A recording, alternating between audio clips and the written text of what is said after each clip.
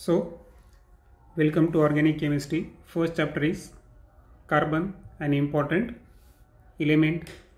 आता कार्बन जो आहे ना हा नॉन मेटॅलिक एलिमेंट आहे.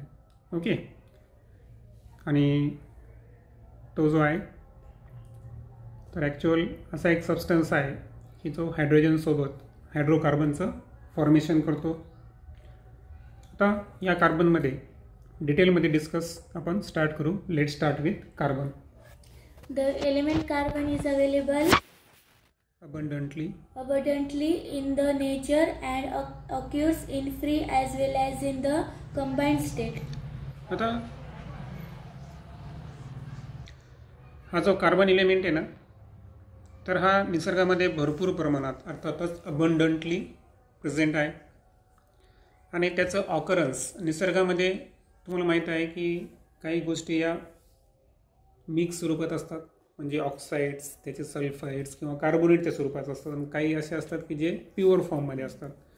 आणि कार्बन जो आहे त्याचं पण वैशिष्ट्य आहे की तो फ्री स्टेटमध्ये पण आढळतो आणि कंबाईन स्टेटमध्ये पण आढळतो. In this chapter, let us study the properties of the non-metallic element carbon.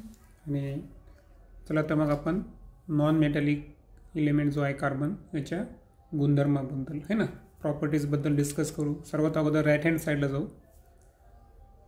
त्या ठिकाणी कार्बनचं सिम्बॉल सी दिसेल तुम्हाला. Atomic number 6, atomic mass 12.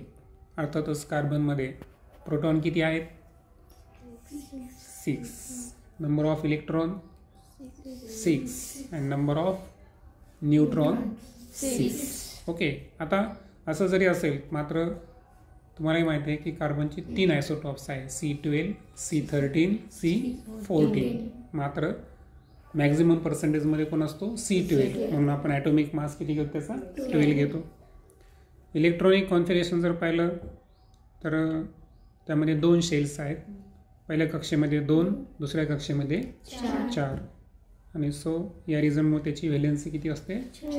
4 आहे. आणि डेफिनेटली तो नॉन मेटॅलिक एलिमेंट आहे. त्यानंतर कंपाऊंड्स.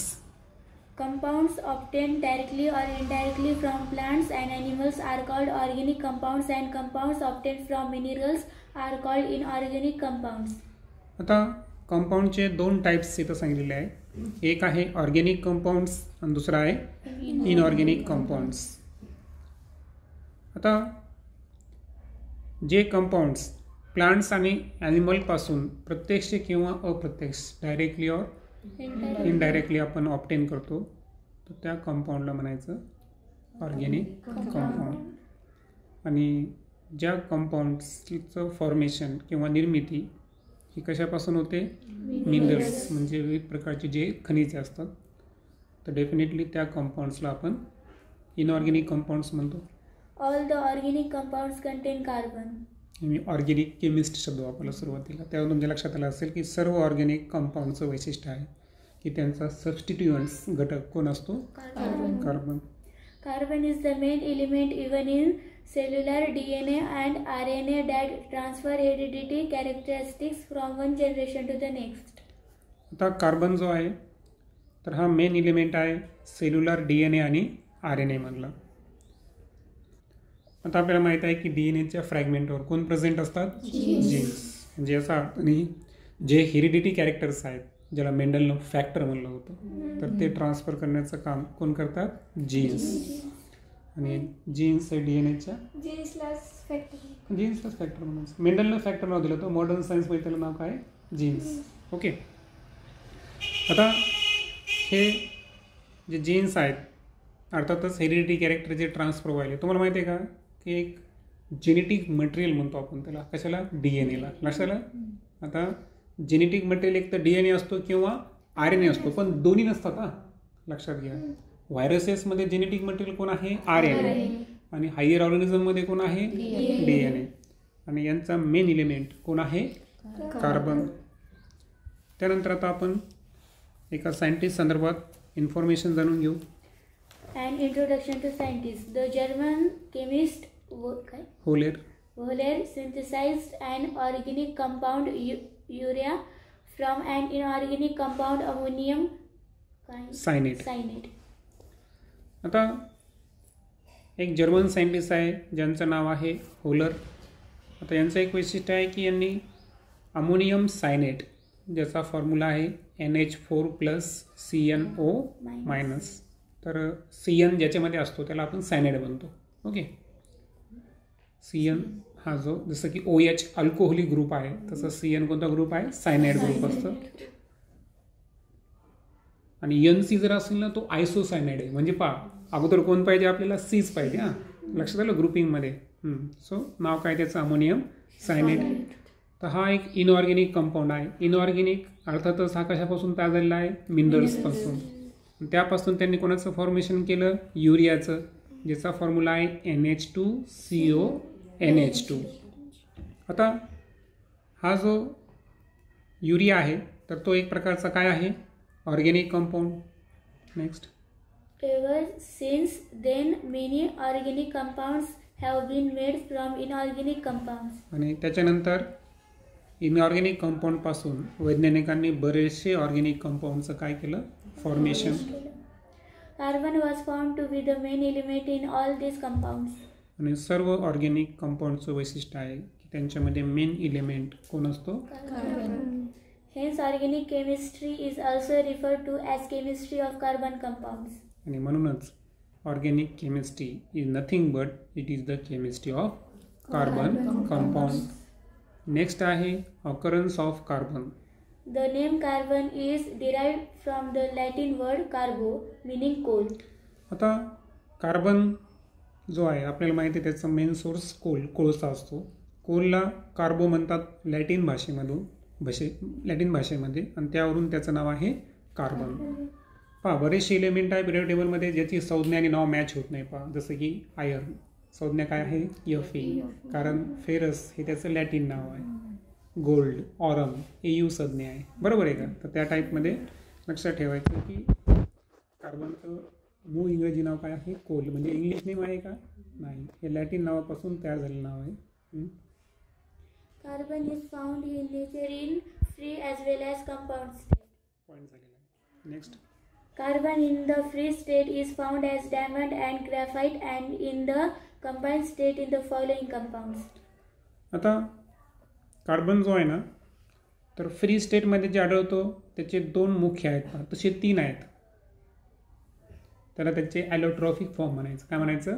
ॲलोट्रॉफिक फॉर्म. ते आहे डायमंड, ग्राफाईट. तिसरा आहे बगबॉल सारखा दिसणारा फ्युल रंग, पण ते पुढे डिस्कस करू आपण.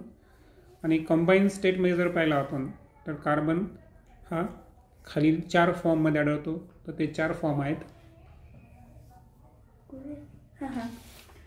First is as carbon dioxide and in the form of carbonates such as calcium carbonate, marble calcium, calamine, ZnCO3. आता पहिल्यांदा जर पाहिलं आपण, आता आपण कशाबद्दल बोललो की कार्बन कोणत्या फॉर्ममध्ये आहे? कंबाईन फॉर्ममध्ये. तर पहिला आहे CO2. ॲटमॉस्फिअरमध्ये जो 0.03 ते 0.04 या दरम्यान प्रेझेंट आहे आणि जो की फोटोसिंथेसिसचा मेन रिॲक्टंट आहे आणि आपल्या रेस्पिरेशन प्रोसेसचा तो प्रोडक्ट आहे. तर त्यामध्ये त्या व्यतिरिक्त कार्बन जो आहे तो कार्बोनेट स्वरूपात पण असतो. पहिला आहे कॅल्शियम कार्बोनेट. आता तिथं कॉमा जरी दिला असेल ना पुढे जे मार्बल दिलेलं आहे ना तर मार्बलचा केमिकल फॉर्म्युला तोच आहे कॅल्शियम कार्बोनेट. आता ॲक्च्युअल काय होतं माहिती आहे का? तुम्ही म्हणताल की सर आम्हाला तुम्ही याच्या अगोदर सांगितलं होतं की लाईमस्टोन, त्याचा पण फॉर्म्युला आपण CaCO3 पाहिला. पण इथे लक्षात ठेवायचं आहे की लाईमस्टोन जेव्हा डोलोमाईटसोबत ॲड होतो, लाईमस्टोन जेव्हा डोलोमाईटसोबत ॲड होतो तेव्हा त्याचं रूपांतर कशामध्ये होतं? मार्बलमध्ये. कशामध्ये? मार्बलमध्ये. आणि त्यामध्ये जो डोलोमाईट आहे ना तो एक मिनरल आहे आणि त्या मिनरलचा फॉर्म्युला आहे CaMgCO3 टॉईस. त्यानंतर आहे कॅलामाइन. कॅलामाइन अर्थात झिंक कार्बोनेट ज्याचा फॉर्म्युला आहे ZnCO3. Next. Second is fossil fuel, coal, petroleum, natural gas. Carbon जो कंबाईन स्टेटमध्ये आहे तर तो असतो फॉसिल फ्यूल, ज्याला आपण जीवाश्म इंधन म्हणतो. बरोबर. तुम्हाला माहीत आहे की जे कोळसा आहे, दगडी कोळसा, स्पेशली कोल, हा जमिनीखाली जो आहे तर ॲक्च्युअल काही वर्षापूर्वी काही प्लांट्स ॲनिमल्स यांच्या फॉसिल्स म्हणजे अवशेषापासून तयार झालेले ते, बरोबर. सो ते त्यामध्ये मेजर घटक कोण आहे? कार्बन. त्यानंतर पेट्रोलियम सांगितलं तुम्हाला. पेट्रोलची निर्मिती कशापासून होते? क्रूड ऑइलपासून. तर क्रूड ऑइल ज्याला आपण कच्चं तेल म्हणतो, कच्चं खनिज तेल, तर त्यापासून त्याचं शुद्धीकरणमध्ये काय होतं?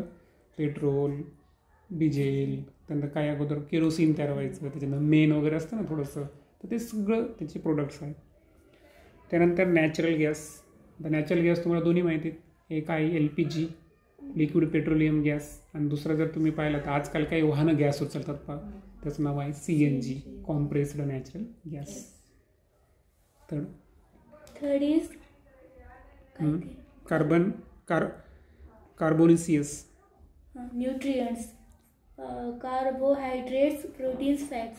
आता कार्बोनिसियस न्यूट्रिएंट्स जे आहेत, आता कार्बोनिसियस न्यूट्रिएंट्स अर्थातच असे न्यूट्रिएंट्स की ज्याच्यामध्ये कार्बनचा काय आहे? समावेश आहे. त्यामध्ये मेजर आहे कार्बोहायड्रेट्स, ज्याचं जनरल फॉर्म्युला C6H12O6, जो की फोटोसिंथेसिसचा काय आहे? प्रोडक्ट. कारण वनस्पतीचं जे फूड आहे ते लीफमध्ये तयार होतं, आणि तोच C6H12O6 जे फूड आपण खातो, तर तो रेस्पिरेशन प्रोसेसमध्ये काय होतो? ब्रेकडाऊन होतो. कोणाकडून? ऑक्सिजनकडून. जे ऑक्सिजनची निर्मिती कोणी केली? फोटोसिंथेसिसनं. म्हणजे असं हे सायकल आहे. तर ते कार्बोहायड्रेट्स. त्यानंतर प्रोटीन्स आणि फॅट्स, या सर्वांमध्ये कोण प्रेझेंट असतात?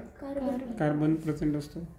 Fourth is natural fibres, cotton, wool, silk. आणि काही नैसर्गिक काही फायबर्स किंवा दोरे म्हणू आपण त्याला, ओके. जसं की कॉटन, कापूस आहे. त्यानंतर ऊल, जे ॲनिमल, शीप स्पेशली जर पाहिलं आपण, शीप जे ॲनिमल आहे त्याच्या बॉडीवर तयार होतात हेअर्सपासून. आणि काल आपण सेरिकल्चरमध्ये पाहिलं सिल्क, आणि त्यामध्ये आपण पाहिलं होतं की जी बॉम्बेक्स मोरी व्हरायटी आहे, तर ती मेजरली यूज केल्या जाते सेरिकल्चरसाठी, हे ना. आणि त्यामध्ये कशा पद्धतीनं कुकूनचं जे आहे हे ॲडल्ट स्टेजच्या किती दिवसा अगोदर? 10 days बिफोर आपण बॉइलिंग वॉटरमध्ये प्लेस करून कशा पद्धतीने त्यापासून सिल्क ऑब्टेन करतो हे आपण डिस्कस केलेलं आहे. Next is science capsule. In the earth crust, carbon is present to the extent of approximately 0.27% in the form of carbonate, coal, petroleum. पहा आता जनरली काय होतं माहिती आहे का? आपल्याला हे माहिती आहे की हवेमध्ये नायट्रोजन हा 78% आहे, 78 बरोबर. 21% कोण आहे? ऑक्सिजन. आणि रिमेनिंगमध्ये कार्बन डायऑक्साईड आणि इतर काही गॅसेस आहेत. परंतु अर्थचं जे क्रिस्ट आहे, पृथ्वीचा भूगर्भ है ना, तर यामध्ये जर पाहिलं आपण तर सर्वात जास्त अमाऊंटमध्ये प्रेझेंट असणारा एलिमेंट कोणता आहे? So it is the oxygen. Oxygen जो आहे तो 46.1% अवेलेबल आहे. त्यानंतर असतो सिलिकॉन 2 नंबरला, आणि 3 नंबरला आहे ॲल्युमिनियम. ओके, हे तर तुम्ही लक्षात ठेवा. आता जसं की मी अर्थच्या क्रस्टमधले तुम्हाला काही एलिमेंट्स आहेत त्यांचं पर्सेंटेज सांगितलं, तर त्यामध्ये कार्बनचं जर प्रमाण पाहिलं आपण तर तो आहे फक्त 0.27%. आणि तो पण कशा स्वरूपात आहे? एक तर कार्बोनेटच्या स्वरूपात, किंवा कोळसेच्या स्वरूपात, किंवा पेट्रोलियमच्या स्वरूपात.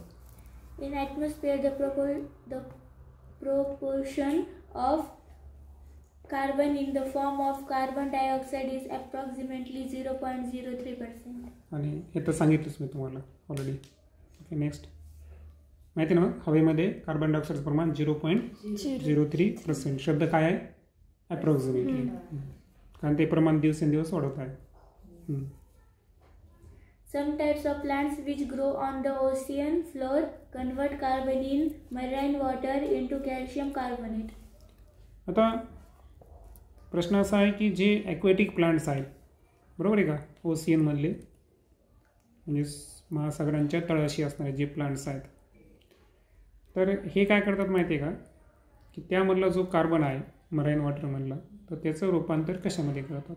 तर आन्सर इज कॅल्शियम कार्बोनेट. आता जसं की प्रॉपर्टीज ऑफ कार्बन संदर्भात मी ऑलरेडी एक पॉईंट सांगितला होता फ्री फॉर्ममधला, की आपण 3 ॲलोट्रॉफिक फॉर्मबद्दल डिस्कस करणार आहोत. आणि या लेक्चरमध्ये आज आपण ॲज आवर प्लॅनिंग आपण सर्वात अगोदर एकच ॲलोट्रॉफिक फॉर्म डिस्कस करणार आहे, तो आहे diamond. Properties of carbon. Yes. Next is allotropy. Some elements occur in nature in more than one form. ॲलोट्रॉफी यावरून ॲलोट्रॉफिक फॉर्म म्हणजे एक जण एकापेक्षा जास्त रूपामध्ये फॉर्ममध्ये जर प्रेझेंट असेल तर त्याला काय म्हणायचं? Allotropy. Okay. Next. The chemical properties of these different forms are the same but their physical properties are different.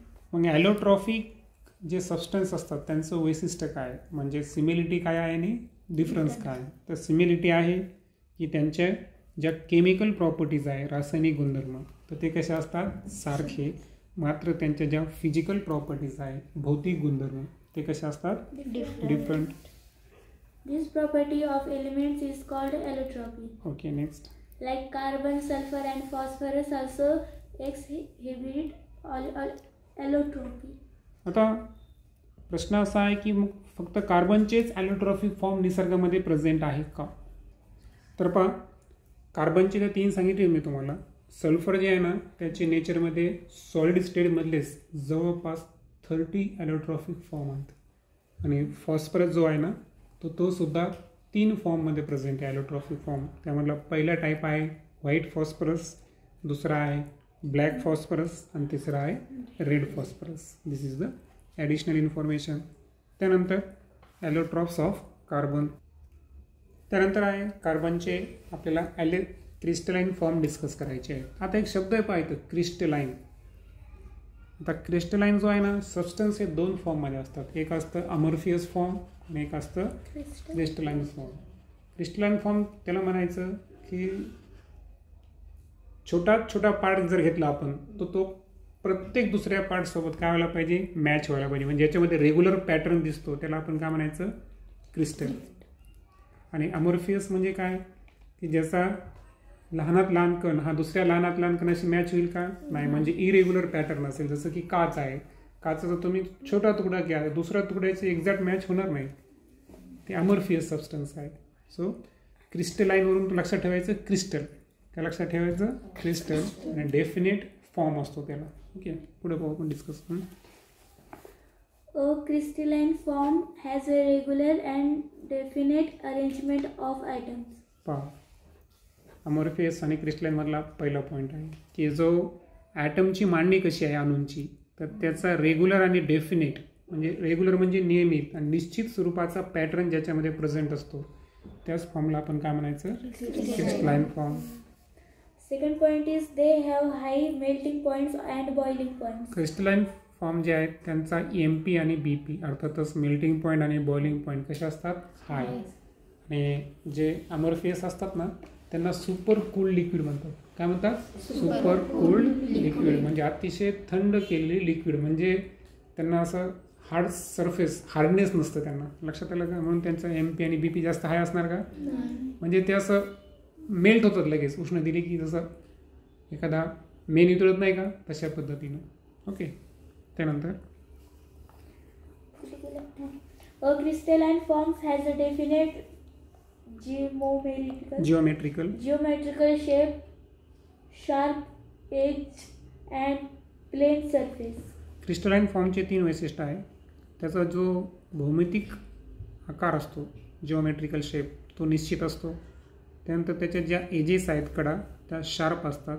आणि त्याचा जो पृष्ठभाग आहे तो कसा असतो? प्लेन सरफेस, प्लेन टाईप असतो. त्यानंतर कार्बनचे 3 क्रिस्टलाइन ॲलोट्रॉफिक फॉर्म असतात. त्यामध्ये फर्स्टली आपण डिस्कस करू डायमंड.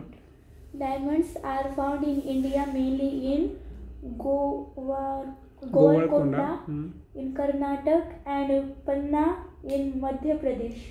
डायमंड भारतामध्ये 2 ठिकाणी जास्त करून सापडतं. कर्नाटकमधील गोवळकोंडा आणि मध्य प्रदेशमधील पन्ना.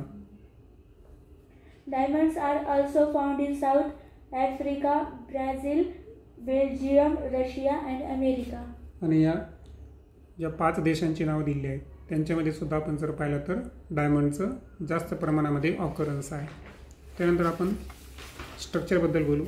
In diamond, every carbon atom is bonded to 4 neighboring atoms by covalent bonds. आता डायमंड आणि ग्राफाईटमधला एक मेजर फरक दिसेल. पहा तुम्ही पुढं ग्राफाईटची फिगर काढा. त्यामध्ये प्रत्येक ॲटम हा 3 शेजारील ॲटमला अटॅच असणार दिसेल तुम्हाला. परंतु जेव्हा तुम्ही डायमंडमध्ये येतात तेव्हा कोणताही एक ॲटम घ्या, तो सराउंडिंगमधल्या किती याला अटॅच आहे, 4 नेबरिंग ॲटम्सला अटॅच आहे. ओके. आणि सो हे बॉन्ड कोणत्या टाईपचे बॉन्ड आहेत, कोव्हॅलेंट बॉन्ड. कारण आपण कालच पाहिलं की कार्बनमध्ये कॅटेनेशन प्रॉपर्टी आहे, त्या ठिकाणी इलेक्ट्रॉनची काय होते, शेअरिंग. तो बॉन्डचा टाईप कोणता झाला, covalent. Due to this three-dimensional structure, diamond became very hard. आणि डायमंडचा जो स्ट्रक्चर आहे ना, पहा सिंगल याला किती जण अटॅच आहेत, 4. So this shape is non as the 3D shape, 3D, 3 dimensional. आणि ॲज वी नो की या निसर्गामध्ये सर्वात हार्डेस्ट जर कोणता सबस्टन्स असेल आणि highest melting and boiling point असणार तर तो कोण आहे, स्वतः डायमंड. अर्थातच कार्बनचा एक ॲलोट्रॉफिक फॉर्म आहे. ओके, नॅचरलमध्ये. त्यानंतर आता आपण प्रॉपर्टीजबद्दल बोलू. पहा गोवळकोंडा जे आहे ना ते तेलंगणामध्ये आहे, थोडी प्रिंट मिस्टेक झाली असेल. ठीक आहे. नेक्स्ट आहे properties of diamond. First property is brilliant and pure. Diamond is the hardest natural substance. आता डायमंड जर ब्रिलियंट आणि प्युअर असेल तर डेफिनेटली तो सर्वात कठीण नैसर्गिक पदार्थ आहे. Next. Second point is the density of diamond is 3.5 gram per centimeter cube. Okay. Physics तुम्ही थोडंफार शिकलं असताल तर त्यामध्ये तुम्हाला माहिती आहे डेन्सिटी. त्यामध्ये डायमंडची डेन्सिटी किती आहे, 3.5 gram per centimetre cube. Third is the melting point of diamond is 3500 degrees Celsius. सांगितलं होतं हायेस्ट मेल्टिंग पॉईंट आहे डायमंडचा. Fourth point is when diamond is heated at 800 degrees Celsius in the presence of oxygen, CO2 is given away. In this process, no other product besides carbon dioxide is formed. आता एक reaction सांगितलेली आहे. त्या रिॲक्शनमधले जो reactant आहे ते reactant कोण कोण आहे, डायमंड आणि ऑक्सिजन. आता ऑक्सिजन का आला तुम्हाला माहीत आहे, बर्निंगसाठी इसेन्शियल असणारं कोण आहे, ऑक्सिजन. कारण सजीवांना जगण्यासाठी आणि बर्निंग प्रोसेससाठी तो इसेन्शियल आहे. तर डायमंडला जर आपण बर्न केलं तर हे सांगायचं गरज नाही की त्या ठिकाणी तो हवेतला काय वापरणार आहे, ऑक्सिजन.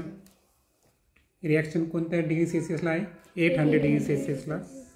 तर या रिॲक्शनमध्ये फक्त आणि फक्त एकच प्रोडक्ट बाहेर पडतो आणि तो कोण आहे, Fifth point is diamond does not dissolve in any solvent. Diamond जो आहे ना हा कोणत्याच सॉल्व्हंटमध्ये डिझॉल्व्ह होत नाही, म्हणजे विरघळत नाही. Sixth point is acids or bases have no effect on diamond. आणि ॲसिड आणि बेसेसचा डायमंडवर कुठलाही परिणाम होत नाही. And the last point is diamond is a bad conductor of electricity as it does not have free electrons.